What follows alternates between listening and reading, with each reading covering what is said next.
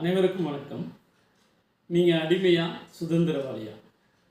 யாரை கேட்டாலும் என்ன சொல்லுவோம் அப்படின்னா, நான் சுதந்திரவாளி அப்படின்னு தான் சொல்லுவோம். நல்லா கவனிங்க.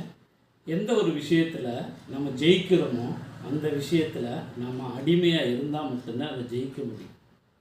இப்போ சொல்லுங்கள், நீங்கள் அடிமையா சுதந்திரவாளியா? நம்ம வாழ்க்கையில் எத்தனையோ லட்சியங்களை வச்சுக்கிட்டு நம்ம போராடும்போது அந்த லட்சியங்களில் நம்ம ஜெயிக்கணும்னா அந்த லட்சியத்தை குறித்தான அறிவு, இந்த லட்சியத்தை குறித்தான அனுபவங்கள், இதில் நம்ம அடிமையாகி, சிலர் சொல்லுவோம் அடிக்ட் ஆகி, அந்த விஷயத்தில் ரொம்ப கஷ்டப்பட்டால் மட்டும்தான் அதிலேருந்து நம்ம ஜெயிக்க முடியும். அப்போ இருக்கலாம். ஆனால் நல்ல விஷயங்களுக்கும் லட்சியங்களுக்கும் நம்ம அடிமையாக இருந்து வாழ்க்கையில் வெற்றிகளை ஜெயிக்கும் போது தான் நம்ம சுதந்திரவாளியாகிறோம். அடிமையாக இருந்தாலும் பரவாயில்ல, லட்சியங்களுக்காக அடிமையாக இருப்போம். ஜெயிக்கும் போது